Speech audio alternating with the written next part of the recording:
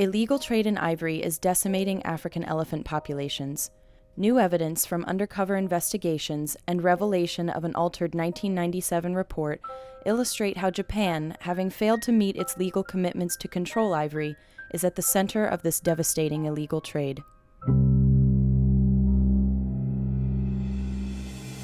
In 1989, after decades of senseless killing, only 624,000 African elephants were estimated to be left in the wild. To save one of the planet's most iconic creatures, the global community came together and agreed to ban international ivory trade. It worked. The global ivory market collapsed and elephant populations began to recover across much of Africa. However, in 1997, Japan led efforts to dismantle the total ban on international ivory trade, and was allowed by CITES to legally import ivory from southern African nations with the understanding that Japan would enact rigorous controls to prevent illegal ivory trade. A further ivory sale in 2008 was approved to Japan and China, triggering widespread poaching across much of Africa. Today, elephants are being killed in the tens of thousands each year. Africa's savanna elephant population is now down to just 350,000 and rapidly decreasing. New evidence confirms that Japan failed to meet its commitments to enact rigorous ivory controls for 20 years and has failed to prevent illegal ivory trade, which is rampant and growing.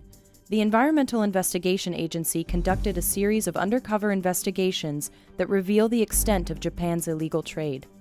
Our investigators visited 4 Japanese ivory traders posing as Chinese business people wanting to buy ivory tusks that would be illegally exported to China. The 4 traders that the investigators met all offered to sell ivory tusks to them and boasted that they had been selling large amounts of ivory.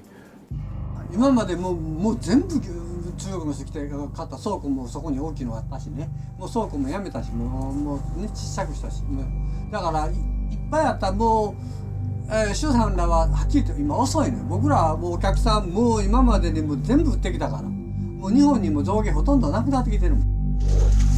昔は中国人に販売したことがありますか？売ってるいつも。いやだから。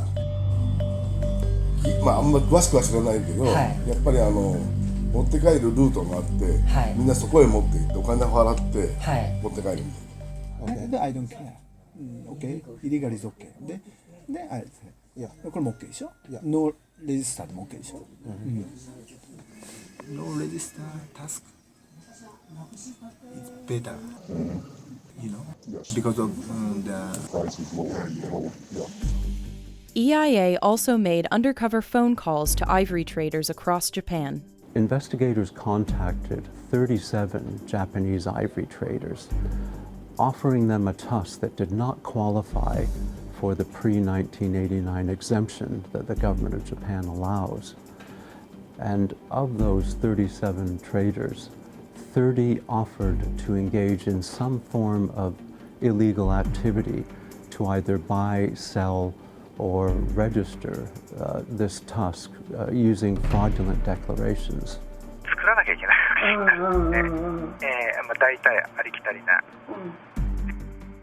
まず今まで私もそうですね、少なくとも500件600件はお付き合いしてますが、後から来たとかですね、電話でその第三者の人に連絡が来たとか、お問い合わせが来たとかいうお話は一回も聞いてませんので。Japan never had meaningful controls in place before they asked CITES to allow it to legally import ivory. In fact, in 1997, when Japan was allowed to have ivory trade, there was an influential report by Traffic which concluded that Japan would be able to control ivory trade. However, it turned out that the conclusions to the report had been changed. The report was a key document that supported Japan's bid to be allowed to legally import ivory. Judith Mills was the acting director of Traffic's East Asia office at the time. Yes, in the lead up to the 1997 CITES meeting in Zimbabwe, my office was asked to look at the situation in Japan to ascertain whether or not Japan was ready to receive ivory. That is, could it receive a limited amount of legal ivory and control that ivory so that illegal ivory couldn't be somehow laundered into the system. And so my staff in Tokyo went out and diligently looked at the situation from every possible angle. And they concluded that Japan was not ready to receive ivory. That in fact, there were loopholes that would allow illegal ivory to be laundered into the system. And so it wouldn't be limited legal ivory trade, it would possibly be unlimited. And that was the conclusion of the report. And then during the editing phase, I was called on the telephone and told that the conclusions of the report were being changed. And instead of concluding that Japan was not ready to receive ivory, the conclusions would say that Japan was in fact ready to receive ivory and that the system was safe. And that's how the report reads today. I have to believe that people in traffic believed somehow that limited legal ivory trade could happen and that it would be limited rather than what it is, which is unlimited, out of control, and uncontrollable. If we had not allowed those first limited legal shipments, the ban may still be in place today. It could have stayed in place. With the international ban on ivory trade partially dismantled, elephant populations once again began falling to a senseless slaughter, fueled by a renewed demand for ivory in Japan and other countries. The slaughter of elephants is a major crime against nature, and Japan has been in the front line of pushing the slaughter of elephants to protect their own ivory industry. We need to ban domestic ivory trade worldwide, or else the world's elephants are going to continue to be slaughtered and moved onto the illegal market. Stop the madness. Why are we even entertaining any of this now?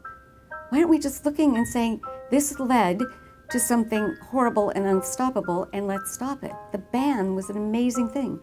And then the bans were undermined, and what do we have? We have uncontrollable illegal trade. So I don't understand why we're even talking about this today, other than to shut it all down. We will get there. Will you? Will you get there in time?